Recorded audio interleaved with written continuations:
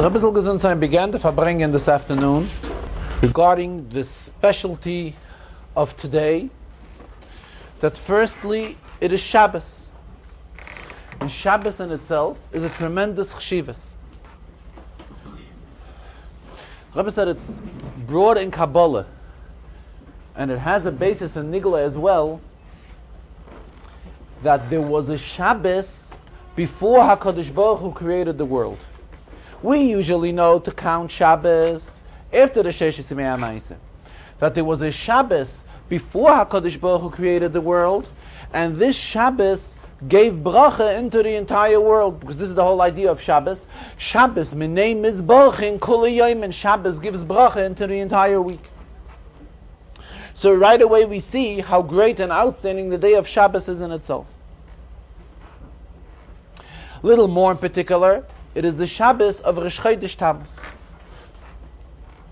And in continuation to what was explained last week, the greatness of the month of Sivan, that Sivan is the third month, and we find in Chazal, how Chazal stress the greatness and the advantages of month number 3, as Chazal referred to it, that was the month when the Torah was given. And Chazal used the expression that the Torah was given biyachot lisoi in the third month, la'amot lisoi, to a nation which is composed of 3 groups, Kohanim, Leviim, and Yisraelim. And the Gemara there includes many other advantages regarding the number of 3. And as the Rebbe explained last week, and referred to it today again, that this is the entire greatness of Torah. Because the whole idea of Torah is that Torah is nitna la'aseh shalom ba'olam. The whole goal of Torah is to create and bring peace into the world. And the concept of peace is needed when there are 3 people involved. When 2 people disagree one with another, that is when we have to come on to a third one to introduce the idea of shalom.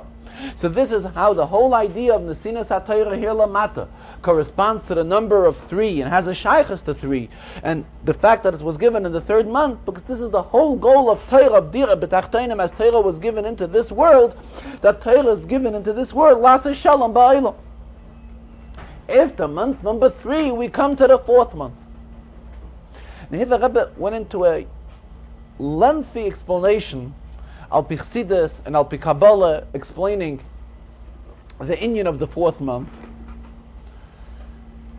This has to do with the Raglei HaMerkava. We find, by the Merkava, we find an inyan that there was an inyan of 4 Raglayim. Has a shaykhus to the Daled Yisoidus on which the world was created, Eish, Ruach, Mayim, and Afa. A real lengthy explanation, and Kabbalah Dike Chassidus in-depth explanation which the Rebbe gave, of which the outcome is that the whole goal of the month of Tammuz, which is number 4, is Maaseh, action. In other words, month number 3, which is Sivan, is the idea of Torah. The idea of mitzvahs Maaseh, is this is reflected in the idea of the 4th month in the month of Tammuz.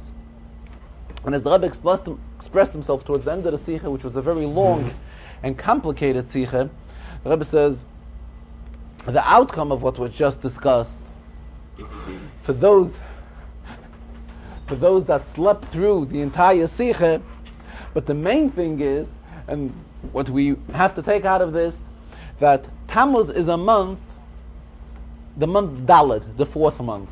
There's the expression Gemoil Dalim. Gemoil Dalim, in other words, means to give tzedakah, to be goimel chesed, to express kindness, dalim, to the poor. Another way, a deeper way of looking at it is, Gemoil Dalim shows tying together Gimel and Dalet. Gemoil Dalim. This is the whole idea now of the month of Tammuz. We are tying together the month of Gimel and the month of Dalet. The month of Gimel reflects Torah. Dalet stresses the greatness of Maaseh. What is the outcome of this whole thing? What is Negei L'Poil, what we have to do? As far as our day-to-day action, what is the lesson which we derive upon entering the month of Tammuz? That the month of Tammuz calls for that it is our obligation to share all our inyanim with other people. Those who are not as fortunate as we are, and have less knowledge in Torah than we do, This is what the month of Tammuz demands from us, that we are to reach out to these people and be gemoil dalim, be gemel chesed, share our inyan of tlisoi, our inyan of Torah, and bring this down into Maisa, into action, which is what the Regel Revi of the Merkava stands for, which is the number 4, which month of Tammuz stands for, and this is the whole inyan of the month of Tammuz, to get closer and bring closer those who are not as fortunate as we are and do not have the knowledge of Torah and the knowledge of fulfilling the mitzvahs. It is our inyan to reach out to these Yidden.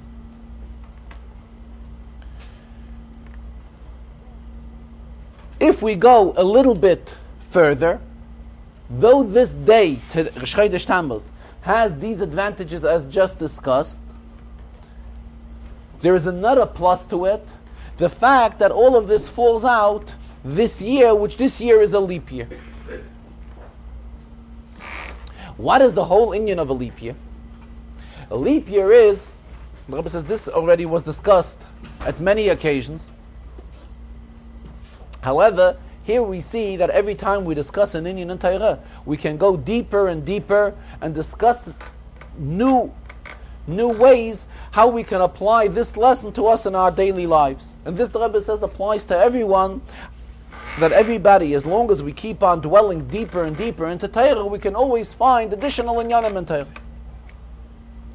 The whole idea of an Iber of a leap year, is that we try to even out between the calendar of the sun and the calendar of the moon, the lunar year and the solar year.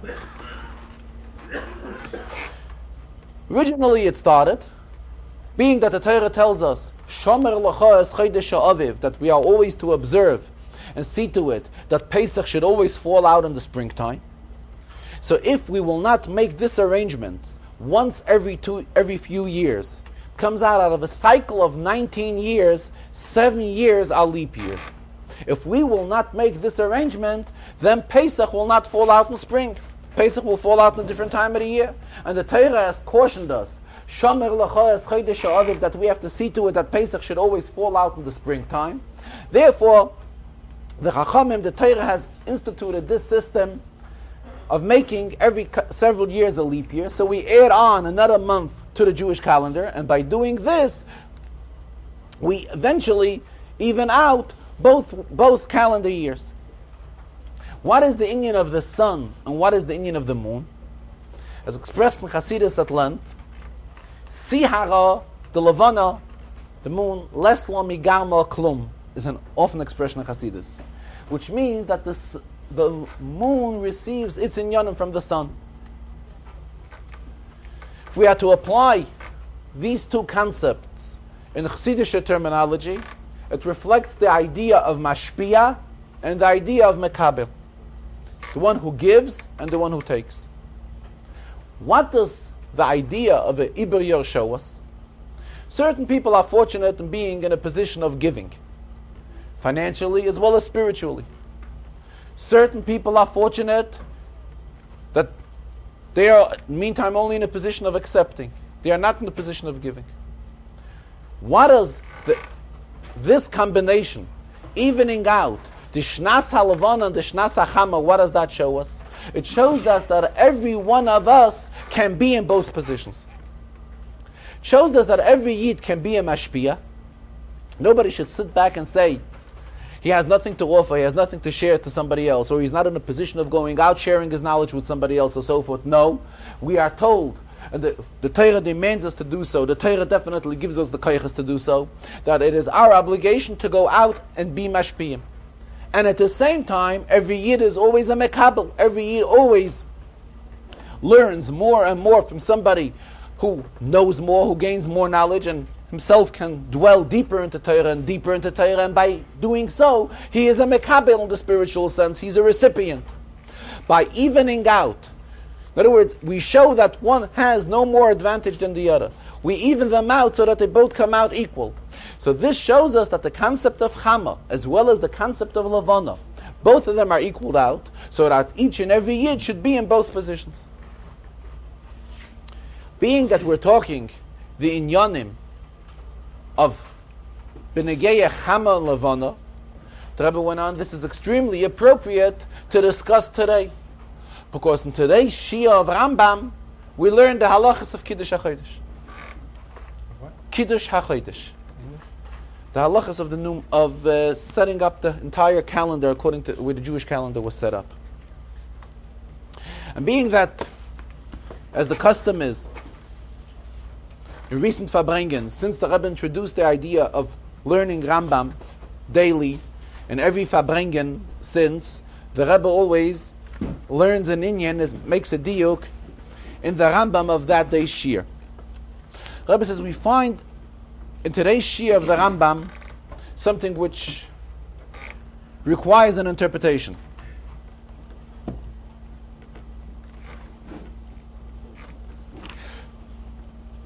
The Rambam explains in precise detail how every month was set up, how the new moon of every month was arranged. And then the Rambam gets into all the details of the Jewish calendar year. And as the Rambam writes this, in Perik Tes, Mehilchas Kiddush HaChodesh,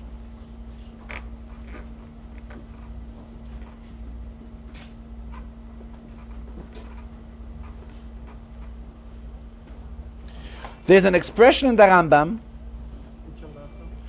Perik Tes, it is Halacha Hey. The Rambam begins Halacha Hey Ketzad. Harei sheratzinu ladas tkufas Nisan. If we want to know the tkufa of Nisan, of the year Shnas Shloishim Utshameyos V'arba'as Alofim Liyitzira, 4,930. And then the Rambam goes on into exact detail how we calculate all these things. So we see that the Rambam mentions a year.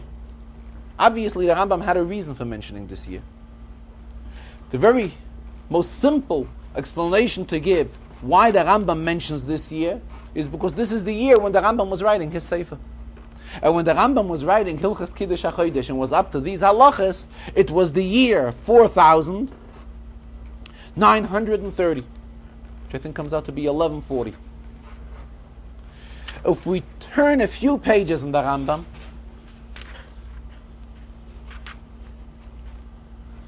to Perik Yud Aleph, the Rambam again is in the midst of explaining all these halachas in precise detail. The Rambam says, for example, we are on the third day of Nisan in the year of 4,938 since the creation of the world. In other words, the Rambam is writing two prakim, Perik Tes and Perik Yud Aleph. In each one he's giving an example of a year, but the years are 8 years apart. The Rambam wrote his entire chibur of Yad HaChazaka, of all the 14 Svarim, in a period of 10 years. This is what the Rambam himself writes, that it took him 10 years to write his Sefer. It's very strange to say that it took the Rambam 8 years to write these two prakim, or to say that the Rambam wrote Perik Tes and later stopped and went into writing different halachas and came back to write Perik Yud Aleph 8 years later. It's something which is very, very far-fetched to learn Pshat that way. But again, being that the Rambam cites these years as examples, and the Rambam cites dates as examples, why did the Rambam choose these dates more than any other type of date? So we must say that this is the date when the Rambam wrote his chibur. And he was in the middle of that date, so he selected that would be the most appropriate date to cite it as an example. Rabbi explained, it seems to him that in order to even out these contradictions which are between two prakim, that the Rambam wrote his Sefer. However, the Rambam reviewed his Sefer. And there were many things which the Rambam left as he wrote it originally. And there were many inyanim which the Rambam himself realized that he had to correct them, add on, or take away some inyanim and so forth. The Rambam, when he wrote it, it was the original date, 4,930 years since creation, as he writes in Perik Tes. However, in Perik Yud Aleph, this halacha which brings a date of 8 years later, obviously this is something which the Rambam corrected later. Why didn't he correct Perik Tes? Perik Tes, there was no need to correct anything. There was no need to correct anything, so he left it. Just to go ahead and correct the date, the Rambam did not get involved in that. That was not the Rambam's inyan. So what the Rambam really was out for is to correct any inyanim in the contents of what he writes, in case it may need any correction. It seems like this particular halacha in Perik Yud Aleph did need some sort of amending by the Rambam. Therefore, when he came to it and he had to, in order to bring out his thought, the Rambam had to use a date and a year as an example. The Rambam chose the date which he was in at that time. And this was Taka 8 years later. So what do we see from it? That the Rambam wrote his Pirush, later he reviewed it. The Rebbe said it seems that the Rambam made 3 reviews on his Pirush throughout the years until the Rambam finally completed it, all the 14 Sfarim, and it was a final complete Sefer by the Rambam. What do we see from here? The concept of B'chol Yom Yiyu Beinecha Kechadoshim, that we have to look at Torah constantly, that it is always new. We should never, as Chazal tell us, we should never view Torah kid yutgema yeshena, as the expression is, like it's something of old, an old decree. Like we see from the Rambam here, the Rambam reviewed it with a tremendous chayis, with a tremendous enthusiasm, and when he came across it, that he had to write corrections, he wrote that date because he learned the inyanim again. He was learning it with a kichadashim, like it is a new inyan, like it's something extremely new. Like, nature of a person is when he learns something the first time, it's done with tremendous excitement. When something is learned, reviewed, the excitement drops. But this is not how it should be. I don't know if it was here or elsewhere in the Farbrengen, where the Rebbe quoted the Tanya, where the Alter Rebbe says, when one reviews an inyan more than 101 times, that is when he's considered an Oved Elokim, serving the Reibishter. The Rebbe said, we find the expression Oved Elokim, which obviously means, an Eved means a servant, one who's serving HaKadosh Baruch Hu. However, the same word has another shayches. There's an expression in Lashon HaKodesh, Oyros Abudim, which means a piece of leather which is really worked out. In other words, the same concept here applies to a person. When is a person a real, in spiritual sense, a real worked out person? When he's a proper Eved Elokim and he reviews in Yanim constantly. And this is what HaKadosh Baruch Hu requires from us. And therefore this has to be in a way of B'chol Yom Yiyu Beinecha Chadoshim, as it's something new. We have to learn Torah, though we're reviewing it many, many times, and we're reviewing it so that we should know it, but the excitement, and memorize it, and Torah should become part of us, but the excitement which we are expressing when we're learning and reviewing an inyan in Torah has to be just as if we've been learning this inyan the first time. And while talking this inyan, the Rebbe referred to another inyan, and this is how our own minhagim have to be very dear to us. There are various vineyards, various kramim. However, what we have to cherish is our kerem, karmi sheli. Our own vineyard is to us the dearest and most important. The Rebbe quoted the Gemara in Sukkah. The Gemara in Sukkah discusses a hadas. You know, we need 4 minim to fulfill the mitzvah of esrik, of lulav. So the Gemara there discusses various halachic questions regarding a hadas. Then the Gemara tells us that one of the Amayroim used a certain hadas which was in question. In other words, it wasn't agreed by all that this hadas is a kosher hadas. It was shipped in a certain way which not everybody agrees that it's kosher. When this particular Tana was asked, why are you using this hadas? I mean, it's not acceptable by all to use such type of a hadas. He responded, Hoyil v'nofak mipume de Rav Kahane. Being that it came out of the mouth of Rav Kahane, who was his Rebbe, that such a hadas is kosher, it is dear to him to use this hadas. The Rebbe explained furthermore, Rav Kahane did not say that this is the ideal type of hadas to use. All Rav Kahane said that if the hadas is chipped in such and such a way, it can also be used. But this Talmud, who was so dear and devoted to Rav Kahane, felt that as far as he's concerned, the best way for him to fulfill the mitzvah of Daled Minim, and he again stressed how this mitzvah of Daled Minim reminds us of unity of all of Klal Yisrael, because each of the Daled Minim resembles a different category of Am Yisrael. So when we take together all of these Daled Minim, it's an expression of Achdus Yisrael. And here the Gemara tells us, relates to us about an Ameire who felt that the most appropriate way for him to fulfill the mitzvah of Daled Minim is if he goes ahead and uses the Hadas, which Rav Kahane told him that this is the most ideal, which Rav Kahane said that this Hadas would be kosher. Later in the Farbrengen, after the Maimah, the Rebbe learned a Rashi, and also happens to be then the Rebbe learned a Lekutei Levi Yitzchak, and also a Mishnah and Avis, as is customary in the summer weeks. Then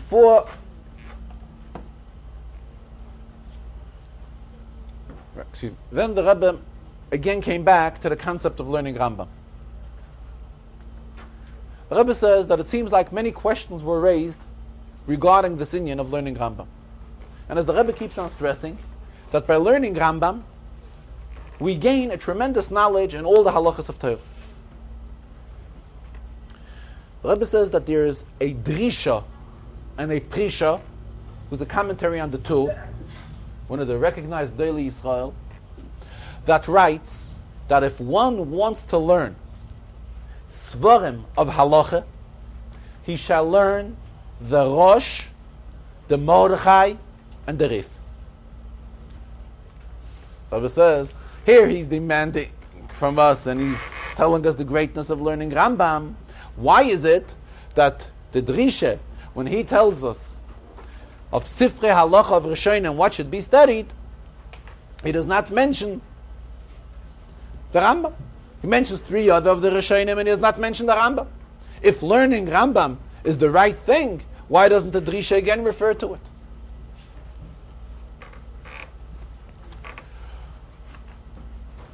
Also, we know that it's brought in later Svarim that for us to know halacha today and to be able to pasken halacha today, we cannot pasken from the Rambam only. And it's brought in later Svarim. Why? One of the reasons, because the Rambam in his Sefer Hayad does not give timim, does not give the svaris for the halachas. So if we do not have the timim, we do not have the reasons, it's hard for us to derive a halacha, because when we have a reason, it is easier for us to compare one case to another, and we can create similarities and draw parallels from different types of halachas. If the Rambam is telling us halachas without any timing, without any reasons, so we're taka learning Rambam, but to be able to go ahead and paskin halacha lamaisa, if a question arises, to base it on the Rambam alone, today it is brought in Svarim that this cannot be done. So again, it's obviously some sort of a contradiction to the fact that the Rebbe is demanding from us and telling us the importance of learning Rambam.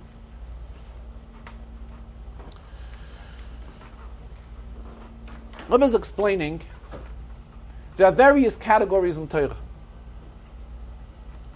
There is halacha, there is agoda, there is chassidus, and so forth.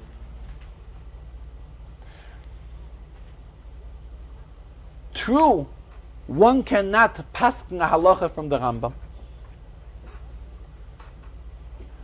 However, no one can tell us that the Rambam is not a halacha sefer. And the Rebbe said, for one who wants to say that the Rambam is not a halacha sefer, what is the Rambam? Is the Rambam chassidus? Is the Rambam agoda? Is the Rambam any different type of limud? It is definitely halacha. No one can argue the fact that the Rambam is halacha. The question is, there's halacha lemaisa and there is halacha. Halacha lemaisa, we should be able to derive halachas exactly what we should do.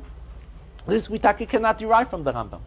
However, to familiarize ourselves and gain a general knowledge, as the Rambam himself tells us that one can go ahead and learn Chamishi Chumshei Torah, and afterwards learn through all of his Svarim, and then he will have a tremendous knowledge and understanding and a clearness as far as all the Taryag mitzvahs are concerned. This is definite that one can gain from the Rambam.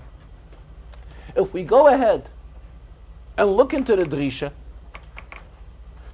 there is talking about a case where Yidden were learning Gemara, Rashi, and Tosfos.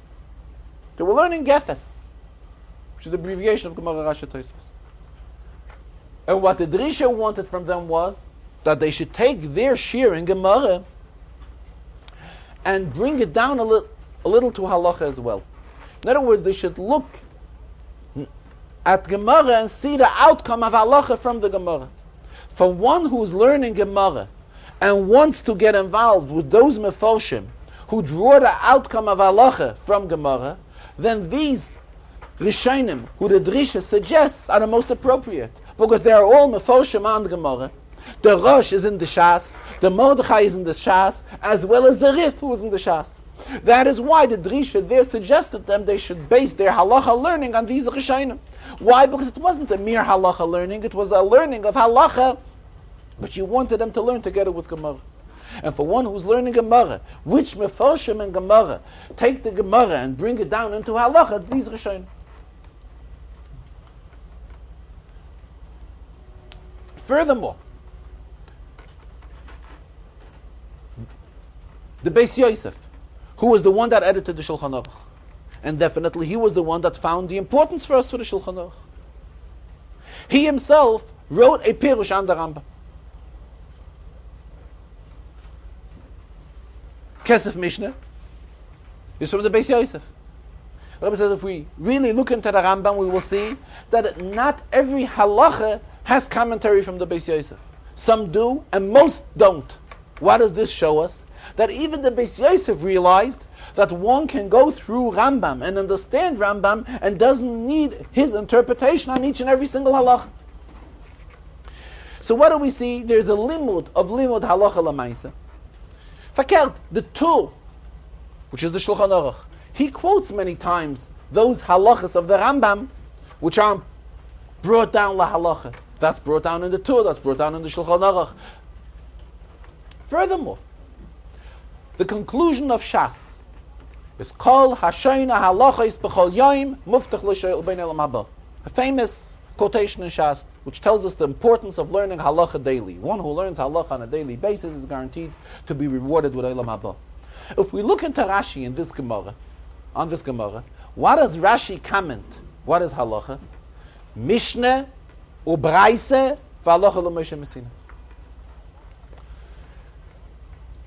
Chazal tell us, if one paskins a halacha from Mishnah, if one doesn't learn any other later mefarshim, and turns to Mishnah and sees a particular case in the Mishnah and paskins the halacha based on the Mishnah, the expression regarding that is hareze mavlei olam. It's considered that he's destroying the world, because we cannot just go ahead and look into Mishnah and paskin halacha. We have to learn through Mishnah, Gemara, and all the Rishonim, and that's when we can come to an outcome of halacha.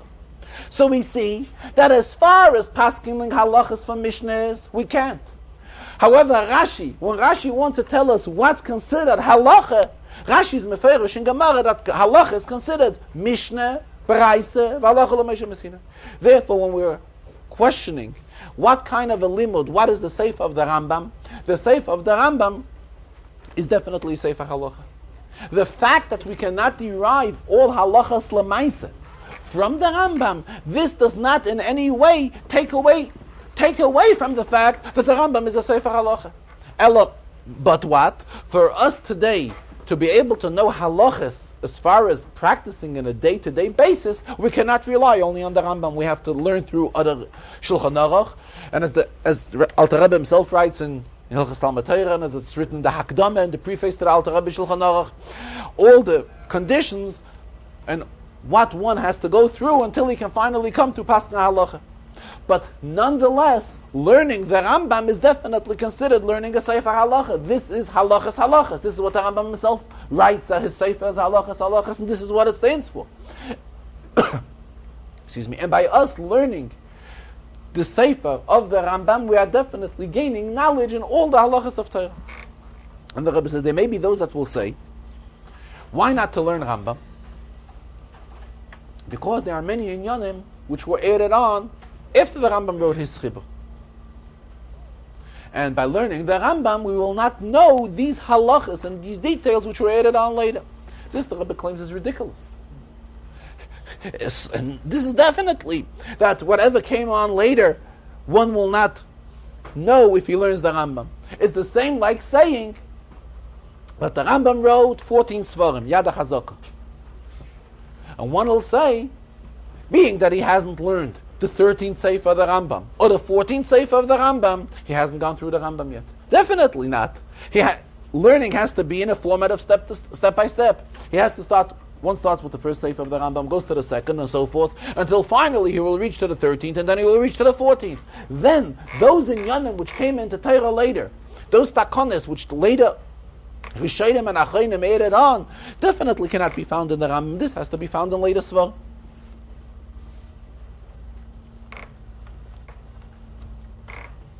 B'negeya the Lekutei Levi Yitzchak,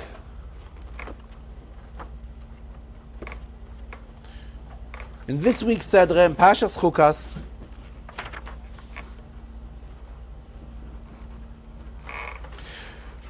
there is an episode related in the Zohar that Reb Pinchas ben Yoyer wanted to say a new inyan in Parah Adumah. And he finally suggested that this inyan should not be said by himself. He himself did not say the inyan.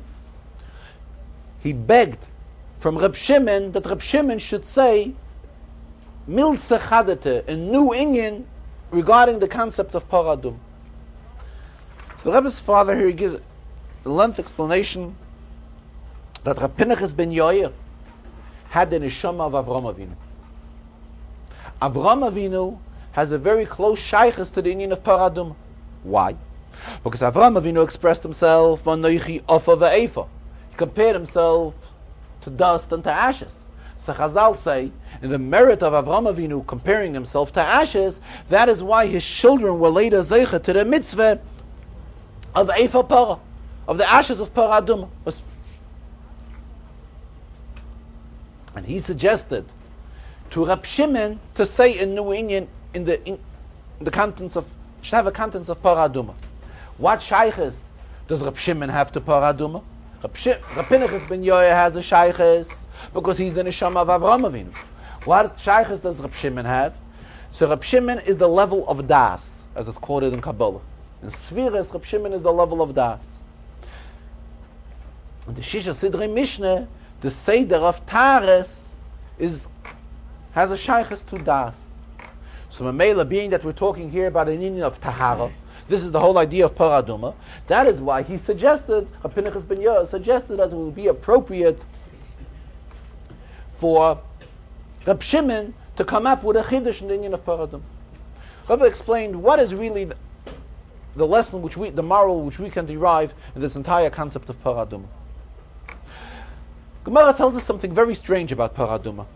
That Parah Adumah was mitaheres es atmeim or mitames es atoirim.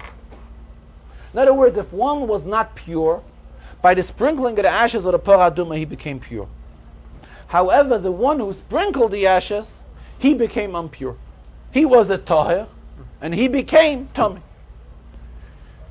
Something very strange. It has a koyach to be metayah, whom? The one who's tummy. However, the one who's tahir becomes tummy. I've explained it in the spiritual sense. It means that when we go to help out another Yid, a Yid who in the meantime is considered that he's not pure yet, and we are going to make him pure, at times this requires from us a spiritual sacrifice. Toivayin hu yevorach. Who shall be blessed? The one who has a good eye, the one who gives with a good eye.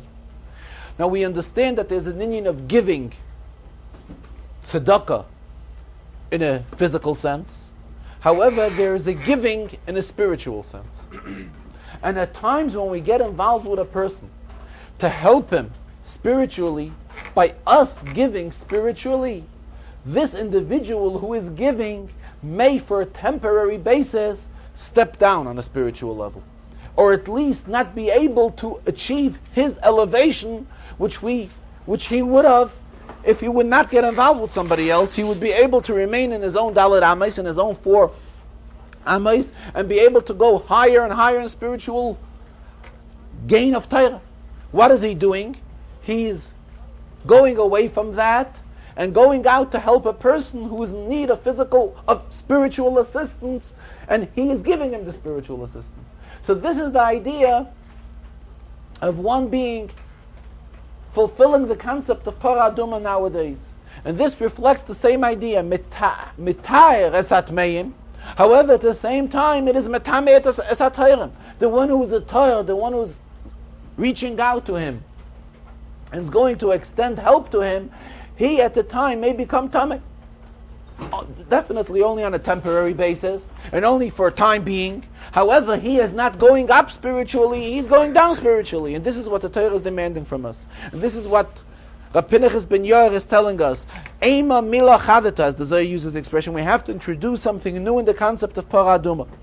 And he himself did not do it, because he himself was giving the honor to another Tana. And whom did he give the honor to? To the Tana of Rab Shimon. But this is what the whole idea of Parah Aduma stands for. As far as we are concerned, this is what Parah Aduma asks from us. In spiritual sense, to be metayr esat meim, though at the same time it may be metamei esat hayrim. The Geya the Rashi in this week's Sedra, it is the Rashi in Pashas Chukas, by the end of Chamishi, Kapitel Chaf Aleph, Pasuk Zayin. The Yidden were complaining on the food that they have in the Midbar, and they were complaining on Moshe's attitude to them, and they were complaining on HaKadosh Baruch Hu. So what did the Rebbe say?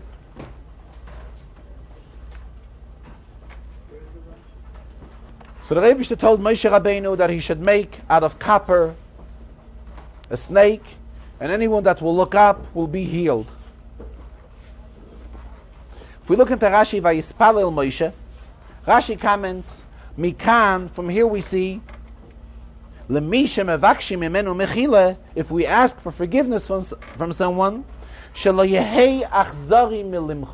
one should not be strict, cruel, right, when one asks for forgiveness. To give in right away to forgive.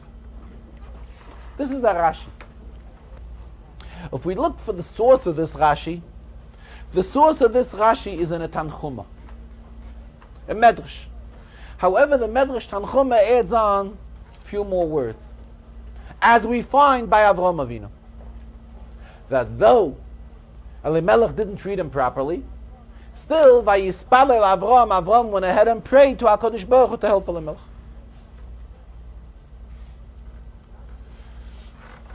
Rashi does not quote this latter part of the Tanchuma. Question arises, first of all, if, as the Tanchuma says, that we find already by Avraham Avinu, the concept that one shouldn't be cruel to forgive when he's asked for forgiveness, why right away in Chumash Bereishis, Rashi should have brought out that idea? Rashi wants to introduce an idea that one shouldn't be anachzari milim chayil, so Rashi should have done it right away in Bereishis. Furthermore, if we go through Chumash until now, we find many and many incidents where the Yidden have insulted Moshe Rabbeinu, and still at the same time Moshe did not take that into consideration, and Moshe went ahead and was mispalel to HaKadosh Baruch Hu on behalf of the Yidden. So we already had many opportunities to point out the fact that one should not be cruel to forgive when he's asked for forgiveness. And why is it that Rashi did not mention it anywhere until we come to this incident here? And here Rashi brings out the thought. And at the same time, Rashi does not quote the Tanchuma incomplete to also bring the example from Avraham Avinu. If we look into the psukim here, Vayomer Hashem el Moshe, let us look into Pasuk Ches. Hashem tells Moshe, Asei lecha saraf v'sim Moshe al neis. Make a sample of the snake and put him up high on a pole. Every word in the Torah is very accurate. Why does the pasuk express asay lecha saraf? Asay saraf. Go ahead and make the snake, and then everybody, whether, as Rashi explains in detail, whether by strongly looking at it or just a mere look at it, they will be healed. No. If we look back into Pashas Ba'aloischa, there we find the expression Asei lecha chatzoitzchos. We also find the expression of lecha. And there Rashi gives a lengthy explanation on the idea of lecha. What do we derive out of this lecha? Who was the one that spent the money on the copper to go ahead and make this snake? It was Moshe Rabbeinu. Obviously, what happened here? Something happened, a problem happened, which affected all of Klal Yisrael. When something affects all of Klal Yisrael, let us imagine if all of Klal Yisrael would have to bring a korban here. Where would they get the funds to bring the korban? Apparently, it would have been from Kaspi Tzibur, it would have been from a public fund. It's something which is done for the benefit of the public, so it has to be from a public fund. If they are making this copper snake here, who should donate the copper? It should be taken from a public kuppah. So we see HaKadosh Baruch Hu does not tell that to Moshe Rabbeinu. What does HaKadosh Baruch Hu tell Moshe Rabbeinu? Asei lecha saraf. You are the one that should go ahead and take the snake and make it. And from whose copper? From your own copper. So here the Torah teaches us how a person has to be soft when it comes to when somebody asks for forgiveness. Not only was Moshe mispalel here, the fact that Moshe should be mispalel when the Yidden mistreated him, and Moshe went ahead and begged for them from HaKadosh Baruch Hu. This we find at many instances in the Torah. This here is not the first time. Here something very special happened. Not only was Moshe mispalel for them, but Moshe went ahead and spent his own money to create something which should bring a refuah, which should bring a cure to the Yidden who were in a problem at the time the Yidden started up with him. And this is something very exceptional. And that is why Rashi says, from this parsha we can bring a raya that one should really be, not have any cruelty, but really be willing to forgive when he's asked for forgiveness. While talking this inyan, Rebbe said, Shmak Vot, there's a Gemara, Kol Talmud Chacham, she'einei noikim v'noiter kenachash, einei Talmud Chacham. That a Talmud Chacham, who really does not have this poison of a snake, is not a Talmud Chacham. In other words, what Chazal are trying to explain, that comes a time when even a Talmud Chacham has to express a certain amount of anger, a certain amount of bitterness. When there's an embarrassment for Torah, when there's an embarrassment for the Rabbanu Shalom, he has to express it. Rabbi says, Farshim tell us that when the snake was cursed, and Rashi quotes it here, the snake was cursed that no food should have a taste to him. Everything has the same equal taste, everything tastes to him like dust, dirt. This is what Chazal tell us. A Talmud Chacham who's expressing anger and bitterness for a certain type of a situation, it has to be done just like the snake. Just like the snake does not have any enjoyment of his food when he eats, has no personal tithe, the same thing when the Talmud Chacham is expressing anger, it should not be for any type of personal feeling or his own negiah, his own touch, why he was personally not honored or why he was personally not given the proper kavod. That is when a Talmud Chacham is permitted to express anger. When his anger is like the eating of a snake. In other words, not with any personal feelings. And he's doing it solely for the sake of Torah, for the sake of the Rabbanu Shalom. However, when he's not noikem v'noiter kenachash, what's the pshat? He means that he expresses feelings of anger, feelings of bitterness, but not like a nachash, not like the snake, meaning he does have some sort of a personal feel to it as well. There's a personal touch to it as well. If he's doing it that way, then he's not doing it the right way. Because the Talmud Chacham has to be able to pick himself up from all his personal emotions, from all his personal feelings, from all his personal kavod. And if he's angry, or he's expressing bitterness or anger for something, it has to be solely for the kavod of the Rabbanu Shalom and for the kavod of Torah. And that is why Rashi here also stresses, Mikan, here we see, being that HaKadosh Baruch Hu told Moshe not only to be mispalel for the Yidden, but he went to the extent, Asei lechasarav. Moshe was the one that went through the expenses and gave his own copper and his own expenses to make this snake so that the Yidden should be cured. Here we see that one should not be cruel when he's asked for forgiveness. Benegay the Mishnah in Pirkei Avos, excuse me, Today was the fourth Perek. The Rebbe mentioned two Mishnahs. First of all, he mentioned the latter part of Mishnah Yud Gimel, which is a Mishnah, a quotation of Rab Shimon. Rab Shimon and Meshloisha Ksarim Hein, there are three crowns. Kesa Torah, Kesa Kahuna, Kesa Malchus. The crown of Torah, the crown of Kahuna, and the crown of Malchus. The Keser Shem Tov Eila Al Gabeyan. And the crown of a good name goes up above them. Rebbe tied this in to what was spoken in the first Sikha, that there's an meaning of 3 and 4.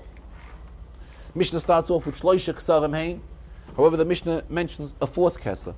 So this is a question which Rebbe already spoke about at previous occasions. If the Mishnah tells us that there are 3 crowns in the introduction, the Mishnah wounds up telling us really about 4 crowns. And the Rebbe explained briefly today that the 4th crown has a value only when it is al gabehen, when it comes together with the other 3. That is when the Keser Shem Tov is really valuable. In other words, when one possesses Keser Torah, Keser Kuna, and Keser Malchus, and there's also a Keser Shem Tov Oila al Gabeyan, that is the beauty of the Keser Shem Tov. But Keser Shem Tov in itself really is not sufficient. Keser Shem Tov is very precious when it comes along with all the other inyanim. Then the Rebbe went to Mishnah Yud Zayin, which is a quotation of Rabbi Yankiv, Hu HaYa'imer, comes behemshach to Mishnah Tes Zayin. Yafe sha'achas b'tshuva ma'asem tovim b'olam hazeh. 1 hour b'tshuva ma'asem tovim b'olam hazeh is nice. Mishnah uses the expression yafe. Mikol chaya olam haba. Then compared to all the life in the world to come. Then the Mishnah says, Yafe sha'achas shel koiras ruach. It is yafe, again, nice, beautiful. 1 hour of pleasantness, ba'olam haba, is better than kol chaya olam hazeh. First of all, the Rebbe raised is some sort of a contradiction, the first half of Mishnah to the second. First half of Mishnah, the Mishnah stresses sha'achas b'tshuva ma'asem tovim b'olam hazeh. The latter part of the Mishnah stresses the koiras ruach of olam haba. The Rebbe really stressed was the question of the expression of yafa. It is a very unusual expression in Chazal. Yafa, it is nice. It is nice. Also, Pirkei Avos is Mila de Chasidusa. Pirkei Avos is telling us to do things above what we are really obligated to do. What is the pshat? Tshuva ma'asem tovim b'olam hazeh. This is what we really have to do. This is what the whole kavanah of Dira B'tachtonim was. We came down onto this world to do in Yonim of Tshuva and in Yonim of ma'asem tovim. While talking the Inyan and Pirkei Avos, the Rebbe also quoted a taich. We are usually used to the idea of interpreting Shah meaning an hour. However, Hasidus teaches Shah does not necessarily have to mean an hour. Shah can mean a turn. There's a turn, a move. There's an expression in Chumash, Vayisha Hashem el Hevel vel minchasai. Hashem turned to Hevel and to his gift, vel Kayin vel minchasai lo sha'a. And to Kayin and his gift he did not turn. What do we get from this? A person could at times make one move, one shah, one move in the right direction in this world, and by doing this one right proper move, this sets him for his entire life. And this is what the Mishnah says, Yafe sha'achas b'tshuva ma'asem tovim. The Mishnah doesn't necessarily just mean an hour on the clock. Mishnah expresses that one move, one shah, one vayisha, one right turn, one right move, proper move in the direction of tshuva, ma'asem tovim, b'olam hazeh. This is what a person can really accomplish his entire life in. I did not really get, and I spoke over with a few people, we did not get how the Rebbe answered the expression of yafa. What the Rebbe did explain was there's an idea of a yofi, of an overall beauty. And the Rebbe brought an example. The Rebbe brought an example when a building is built. When a building is built, we use bricks and we use wood and we use many things to construct a building. Each of these things in itself is a separate thing. However, we put together a room, we put together a floor, another floor, and so forth. However, once we come to the final stage, there's we come into a new stage when the building is complete. This is a completely different level. It's not just we have one room, we used X amount of bricks and X amount of concrete and other things, which all were ingredients to put together the building. Or we have so many rooms and so many halls and so many corridors. Once the building is complete, we can apply the term of Yafeh. Here we have a yoifi, here we have a beauty of a structure, something which we didn't have as long as the building wasn't complete. It was with this type of an explanation that the Rebbe went on explaining the same idea. There's a certain spiritual level, where we come to a yoifi b'tshuva ma'asim tovim. In other words, it's not just the mere fulfilling of Torah and mitzvahs, the mere doing of tshuva ma'asim tovim. It comes to some sort of a completeness whereby Chazal can apply the expression of Yafeh, because it does gain a certain kind of an overall beauty. Again, in detail, I really did not, I lost. But something like the zebra. Just at the end of the Farbrengen, How was the stira? The stira between the Reish and the Sefer. he may have, the stira I don't recall if he answered. Towards the end of the Farbrengen, the Rebbe said it did not come out to mention in the entire Farbrengen that we are before the days of Yud Beis and Yud Gimel Tammuz, which is the Chag HaGeula, the Yontif of liberation of the Frierdiker Rebbe. And we all know the great miracles which have transpired then to the Frierdiker Rebbe, and as the Rebbe himself writes, that this is something which affects not only him personally, but is something which affects each and every one of Klal Yisrael, and therefore these are appropriate days to utilize for the spreading of Torah, mitzvahs, and Chasidus, and the Rebbe is confident that these days will be utilized properly by each and every one of us in the right and proper direction. A gute Woche.